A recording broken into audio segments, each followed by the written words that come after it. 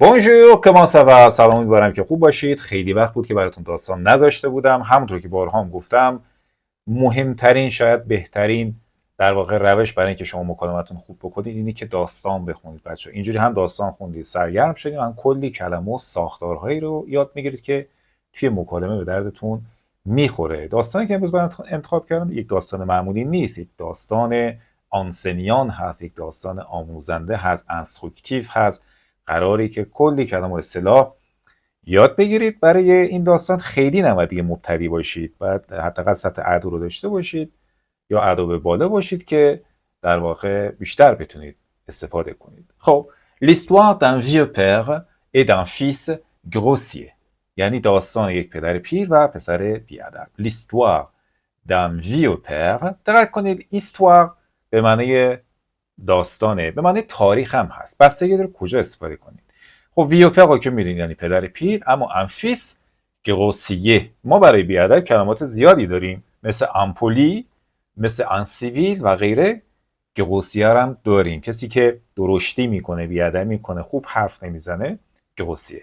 l'histoire d'un vieux père et d'un fils grossier.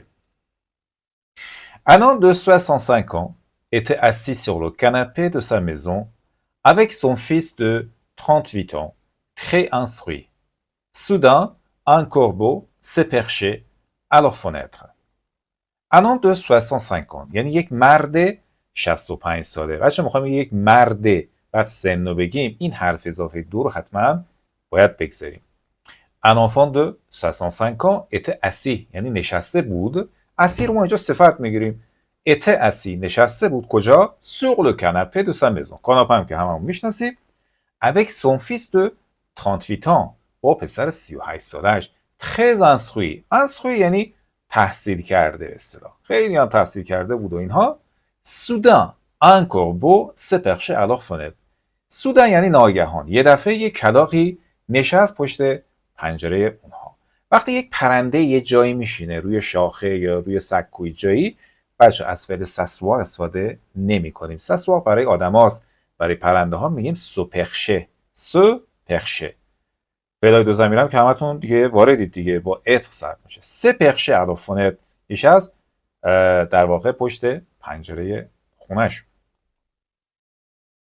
Le père a demandé à son fils qu'est-ce que c'est. پدرش از پسرش پرسید این چیه؟ Qu'est-ce que c'est؟ این چیه؟ Le fils a répondu، پسرش جواب داد C'est un corbeau. C'est un corbeau. corbeau یعنی کلاغ بچه ها.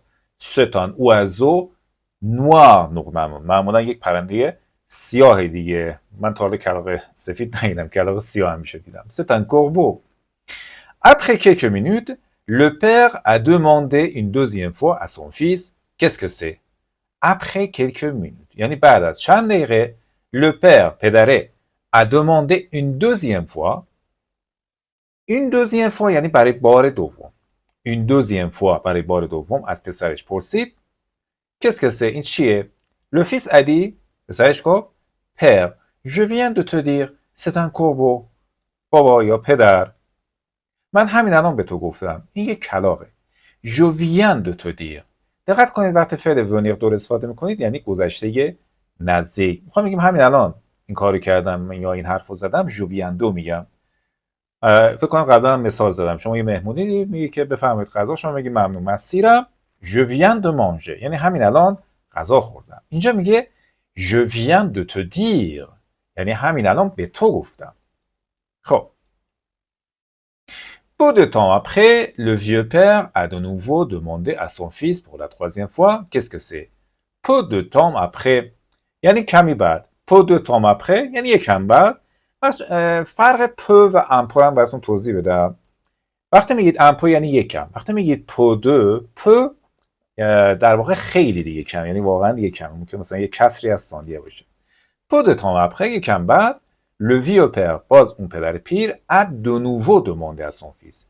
عبارت de nouveau بچه‌ها، de nouveau عبارت قیدیه و معنی در واقع یه بار دیگه از پسرش پرسید که چی پرسید؟ برای بار سوم مجدد ازش پرسید qu'est-ce que c'est، این چیه؟ cette fois یعنی این بار le fils a dit avec colère c'est un corbeau. un corbeau. خب پسر این بار با عصبانیت گفت. dire avec colère یعنی با عصبانیت گفتن. c'est un corbeau, un corbeau. این یک کلاغه، یک کلاغ. دیگه هاشش داره عصبانی میشه. peu de temps après, باز یکم اونورتر, le père a demandé de nouveau à son fils pour la 4e fois. برای بار 4م در واقع پدر از پسرش باز میپرسه qu'est-ce que c'est؟ این چیه؟ فکر کنم qu'est-ce que c'est رو دیگه کامل یاد گرفتید، یعنی این چیه؟ Cette fois, le fils a crié à son père. این بار اون پسره فریاد زد سر پدرش. crier à quelqu'un, crier یعنی فریاد زدن، crier à quelqu'un یعنی سر کسی داد زدن. Pourquoi continuez-vous à me poser la même question? Pourquoi continuez-vous? یعنی چرا شما هی ادامه میدید به چه کاری؟ à me poser la même question که از من همین سوالو هی میپرسید. Pourquoi continuez-vous à me poser la même question alors que je vous ai dit tant de fois? Alors que je vous ai dit tant de fois یعنی چی؟ یعنی در حالی که من چندین بار به تو گفتم. این alors que از اون کلمات بسیار بسیار مهمه. تو فرانسه به اینجور کلمات میگن کنکتور، یعنی کلماتی که جمله ها و پاراگراف ها رو به هم ربط میدن. در حالی که alors que je vous ai dit یعنی من به شما گفتم tant de fois. tant de fois یا plusieurs fois به معنی به تعداد زیاد. c'est un corbeau یعنی یک کلاغه. vous n'êtes pas capable de comprendre ça. اینجا دیگه بیادبی میکنه. vous n'êtes pas capable de comprendre ça یعنی شما نمیتونید مسئله رو بفهمید که این یک کلاغه. être capable de faire quelque chose یعنی قادر به انجام کاری بوده. یعنی شما به جای pouvoir گاهی میتونید از être capable de استفاده کنید. میگه vous n'êtes pas capable de comprendre ça یا de comprendre cela یعنی نمیتونید مسئله به این کوچیکی رو متوجه بشید. Un peu plus tard, le père s'est rendu dans sa chambre et est revenu avec un vieux journal en lambeaux qu'il tenait depuis la naissance de son fils. Un peu plus tard, یکم بعدتر, le père s'est rendu dans sa chambre. پدر این سری دیگه خسته شد، یعنی نخسته شد، یعنی که دیگه سوال ازش نپرسید و رفت به اتاقش. ما به جای اله میتونیم پختیق استفاده کنیم و به جای پختیق میتونیم از فعل دو ضمیره سوغاندر ا یا سوغاندر دان استفاده کنیم. فعل دو ضمیره سوغاندر هم یعنی رفتن. حالا گذشته یا راند بچه‌ها میشه قاندو، ریششه قاندو. Le père s'est rendu dans sa chambre یعنی به جای اینکه بگه le père est parti یا est allé dans sa chambre یا à sa chambre, le père s'est rendu dans sa chambre رفت به اتاقش et est revenu و برگشت avec un vieux journal en lambeaux. منظور از ژورنال بچه‌ها یک ژورنال نیست، روزنامه نیست، بلکه دفتر خاطرات رو هم به فرانسه ما ژورنال میتونیم بگیم که البته کلمه دقیقش ژورنال انتیمه، یعنی به اصطلاح دفتری که شما خاطرات خصوصیتون رو توش می‌نویسید، اما منظور از ژورنال اینجا همون دفتر خاطراته. آن لامبو، آن لامبو یعنی پاره پاره. qu'il tenait depuis la naissance de son fils که او نگه داشته بود. تنه از فعل تنیق میاد، یعنی گرده نگه داشتن. depuis la naissance de son fils که از تولد بچه‌اش نگه داشته بود. en ouvrant une page یعنی با باز کردن یک صفحه. il a demandé à son fils de lire cette page از پسرش خواست که این صفحه رو بخونه. lorsque le fils l'a lu وقتی که اون پسر اونو خون یعنی اون صفحه رو خون. les mots suivants ont été در واقع اون دفتر خاطرات رو منظور خون.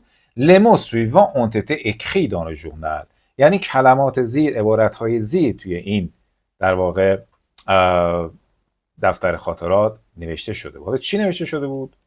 پدر نوشته بود دفتر خاطرات. aujourd'hui mon petit-fils de 3 ans était assis avec moi sur le canapé. aujourd'hui mon petit-fils de 3 ans یعنی امروز پسر کوچک 3 ساله من était assis avec moi sur le canapé یعنی با من روی کاناپه نشسته بود. quand un corbeau est assis sur la fenêtre که کلاغی روی پنجره اتاق ما نشست. sur la fenêtre. mon fils m'a demandé 23 fois ce que c'était. mon fils m'a demandé 23 fois ce que c'était یعنی چی؟ یعنی پسرم 23 بار از من پرسید که این چیه. ce que c'était. دقت کنید ما تو فارسی میگیم این چیه، زمان حاله، اما تو زبان فرانسه این شکلی نیست، چون جمله اولتون پس کمپوزه است یعنی گذشته است، جمله دومش هم باید امپرفه باشه یعنی گذشته باشه. Mon fils m'a demandé 23 ce que c'était. Ce que c'était یعنی این چیه. Et je lui ai répondu 23 fois que c'était un corbeau. و من بهش 23 بار جواب دادم که این یک کلاغه. یعنی پدر اصلا خسته هم نشده بوده. Je le serrai dans mes bras avec amour à chaque fois. Je le serrai dans mes bras avec amour à chaque fois. À chaque fois یعنی هر بار. serrer quelqu'un dans ses bras یه اصطلاحه. serrer یعنی فشار دادن. خب فکر کنید که یه چیزی لای گیره میذارید فشار میدید، یا مثلا دست یکی رو میگیرید به هم دیگه دست میدید، دستای هم دیگه رو فشار میدید. خب این سقه یعنی. اما سقه که کندان سپخا این کسی رو در آغوش گرفتن. ژول سقه دام پخا یعنی تو بغلم گرفتمش. avec amour با عشق و محبت هر بار à chaque fois. il me posait la même question encore et encore 23 fois. بارها و بارها encore et encore این سوال رو 23 بار از من پرسید.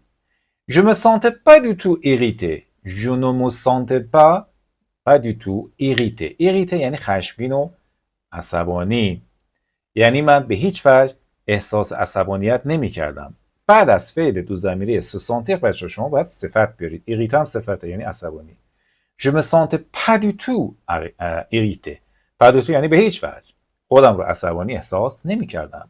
J'éprouvais plutôt de l'affection pour mon enfant innocent. یعنی چی؟ یعنی بلکه نسبت به فرزند محسوسم احساس محبت میکردم. فعل éprouver هم یعنی احساس کردن، چیزی را احساس کردن. J'éprouvais plutôt de l'affection. éprouver de l'affection، affection یعنی چی؟ یعنی محبت. یعنی من احساس محبت و عشق و علاقه میکردم بیشتر به فرزندم. برای کدوم فرزند؟ pour mon enfant innocent، بچه‌م که بچه معصومی بود. به کسی که معصوم گناه نکرده بهش میگم innocent. خب alors que le petit enfant lui a demandé 23 fois qu'est-ce que c'est، یعنی در حالی که این بچه کوچیک ازش 23 بار پرسید این چیه. Le père n'a ressenti aucune irritation en répondant à la même question toutes les 23 fois.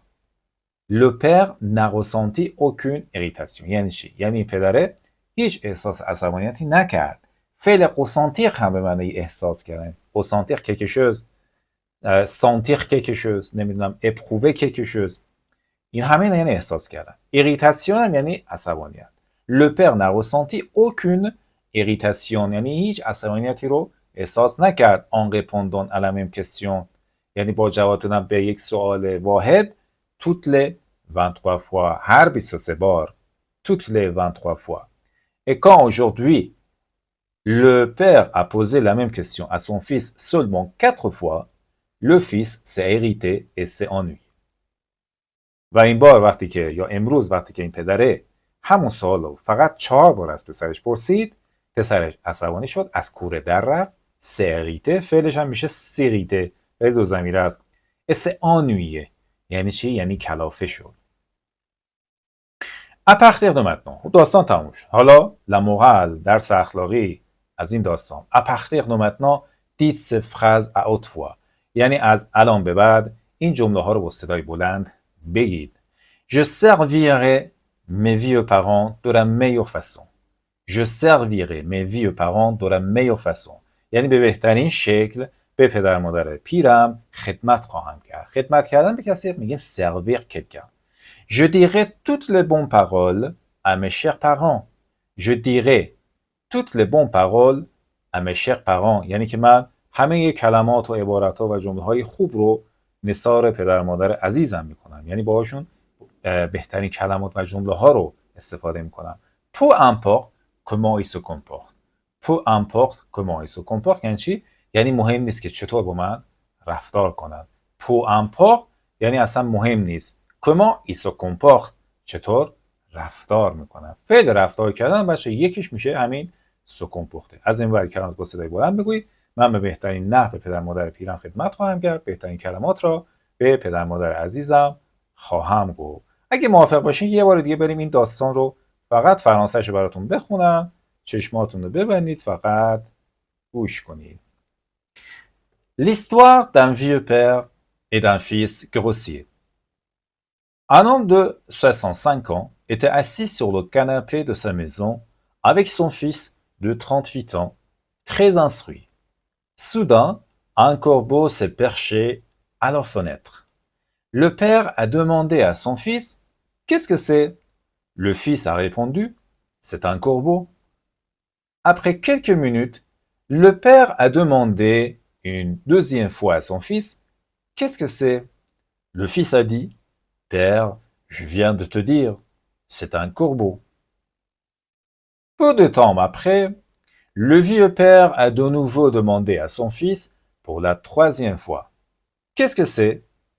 Cette fois, le fils a dit avec colère « C'est un corbeau, un corbeau. » Peu de temps après, le père a demandé de nouveau à son fils pour la quatrième fois « Qu'est-ce que c'est ?» Cette fois, le fils a crié à son père « Pourquoi continuez-vous à me poser la même question alors que je vous ai dit tant de fois « C'est un corbeau ». Vous n'êtes pas capable de comprendre cela? Un peu plus tard, le père s'est rendu dans sa chambre et est revenu avec un vieux journal en lambeaux qu'il tenait depuis la naissance de son fils. En ouvrant une page, il a demandé à son fils de lire cette page. Lorsque le fils l'a lu, les mots suivants ont été écrits dans le journal. Aujourd'hui, mon petit-fils de 3 ans était assis avec moi sur le canapé, quand un corbeau est assis sur la fenêtre. Mon fils m'a demandé 23 fois ce que c'était, et je lui ai répondu 23 fois que c'était un corbeau. Je le serrai dans mes bras avec amour à chaque fois. À chaque fois, il me posait la même question encore et encore, 23 fois. Je me sentais pas du tout irrité. J'éprouvais plutôt de l'affection pour mon enfant innocent. Alors que le petit enfant lui a demandé 23 fois « Qu'est-ce que c'est ?» le père n'a ressenti aucune irritation en répondant à la même question toutes les 23 fois. Et quand aujourd'hui, le père a posé la même question à son fils seulement 4 fois, le fils s'est irrité et s'est ennuyé. À partir de maintenant, dites ces phrases à haute voix. Je servirai mes vieux parents de la meilleure façon. Je dirai toutes les bonnes paroles à mes chers parents, peu importe comment ils se comportent. خب امیدوارم که از این داستان آموزنده و انستروکتیو استفاده لازم رو برده باشید، کلمات مهمش رو یادداشت کرده باشید و داستان رو حفظ کرده باشید. بچه‌ها یکی از کارهایی که شما باید انجام بدید که داستان رو حفظ بکنید. حالا واو به واو مهم نیست، مهمه که این داستان رو بتونید برای خودتون یا برای کسی دیگه به فرانسه بازگو کنید. لازمش اینه که بیشتر این ویدیو رو نگاه بکنید یا حداقل مطالبی که یادداشت کردید رو بخونید، هی برای خودتون این داستان رو répéter و تکرار کنید. Merci d'avoir écouté cette belle histoire et instructive et je vous dis au revoir jusqu'à la prochaine histoire. Bonne chance et au revoir.